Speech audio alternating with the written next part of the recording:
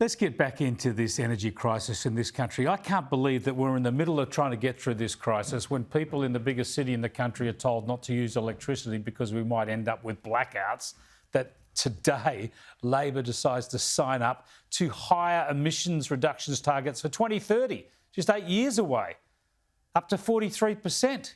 Isn't this just going to make the problem worse? Let me bring in Liberal Senator for Victoria, Sarah Henderson. Sarah, thanks for joining us. Yeah, great to join you, Chris. Now, look, I know coalition governments have pushed renewables and emissions reductions. We've got over 20% emission reductions so far, and this has happened state and federal. But obviously, we're going too hard and too fast.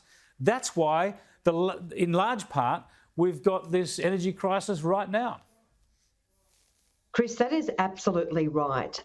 We, of course, support the transition to renewables, but we are going too hard and we are going too fast.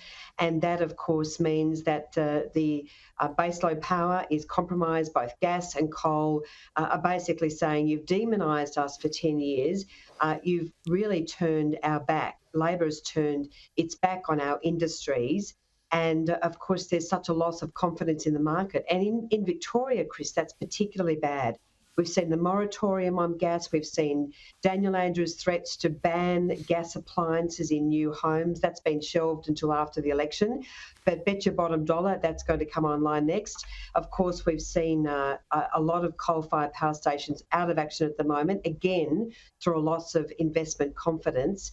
And of course, we've also seen the premature closure of coal here in Victoria. Hazelwood coal-fired power station closed early. So it's an absolute energy crisis. And for small businesses, for families, for manufacturers, this is deeply, deeply concerning. And of course, it's all happened in less than a month on Labor's watch.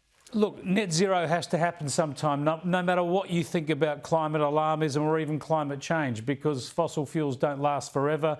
Obviously, you've got to go to energy that's sustainable. It can't be done on current technology. That's what the International Energy Agency says, unless you go for a lot of nuclear. But the trouble is the coalition didn't make enough of these issues at the last election. You're too worried about the teal candidates and the like. And look, it didn't stop them winning the seats anyway. Well, I'm not sure that I agree with you. We actually have a very good record in government. 8% lower electricity prices, record investment in renewables. And of course, we're already beating our emissions reduction target, tracking to some 30 to 35% lower emissions by 2030. So our record, Chris, was very, very solid. But the problem is the teal candidates made these absolutely unbelievable promises. I mean, Monique Ryan in Kooyong promised a 60% emissions reduction by 2030. That is just absolutely fanciful. That will bring this country to its knees. They were making it up on the run, but of course, they got away with it. Now, I'm not going to pretend that this energy crisis is all federal Labor's doing, though. Obviously, we would have been in this situation if the coalition had won, which shows that the coalition was pushing renewables too much, wasn't doing enough to keep dispatchable power in the system. And I think that case should have been argued harder.